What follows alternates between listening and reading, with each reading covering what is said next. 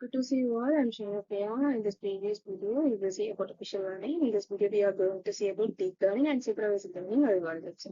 So, the previous video of the recap is artificial intelligence is enabled to think like performance, and machine learning is help for the help from the code for human from the data. So, there is a T type of ML, supervised and supervised and reinforcement learning. We will be seeing clearly about these three types of learnings and algorithms. So in this video, we are going to say about deep learning and one of the algorithm of supervised learning. So first of all, what is a deep learning? Deep learning is a subset of machine learning. It's an artificial neural networks. It's what like a human brain. So it consists of input layers and hidden layers and output layers. Like these images, it has an input. We are feeding that input and have the hidden layers and we gives the output like it's what like on a human brain. So it's inspired by that diagram like this. So what is next one is and it would be a complex pattern. So next one of the real-time example is deep learning the facial expressions like eyes, nose, shapes, and it's compared to the stored data and gives the output. Example is spacewalk and passwords are the real-time examples of deep learning and neural networks. So what are the applications of this is a deep learning is voice assistants, Siri, Alexa, and Google, and fraud detection in banking, self-driving cars, healthcare diagnosis, product recommendation system, email spam, phishing directions, or else comes under the applications. So some of the examples are shown. So next one is supervised learning algorithm. So one of the algorithm is a linear regression. It's a simple algorithms under the supervised learning.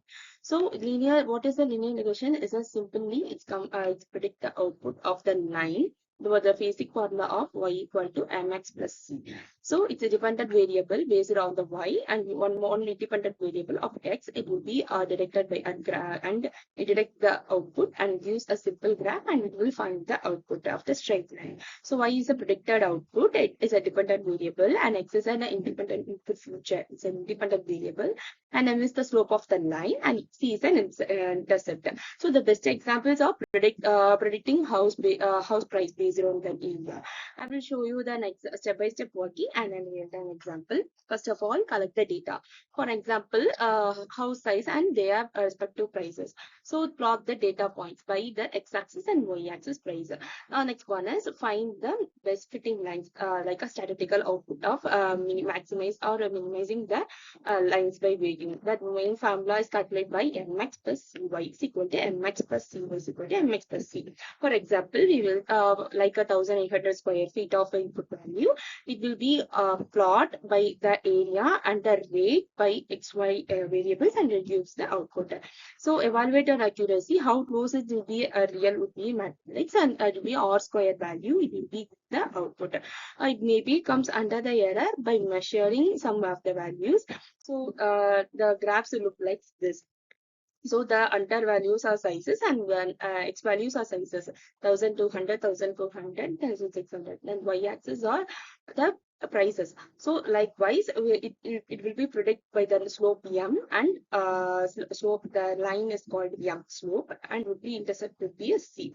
So this is an example of predicting house and it how we work is given 1,100 square feet is 25 lakh and 1,500 square feet is 35 lakh.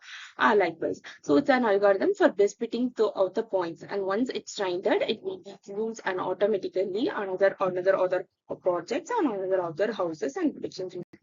It's a simple example.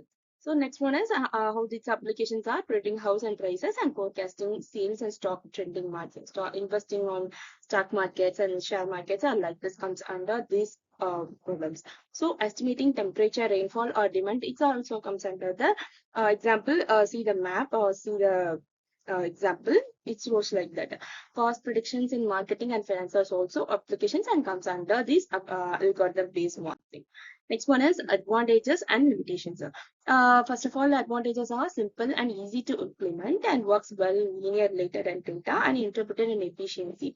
It's all about it's a simple and easiest thing to work and use an output. What other some of the limitations are? It captures the linear relationship. Some of the same outputs maybe it will be shows. Next outfitted by outliers. Sometimes it may outliers or it may be affected. Then not ideal and complex and non-linear data. Sometimes the data are non-linear output. Next one is in this video we will be saw the deep learning and neural network concept and their applications and advantages. Next one is the linear regression algorithms. Then we will see the applications of the shown and its pros and cons. So next video we will see about unsupervised learning and clustering will be explained. Thanks for watching.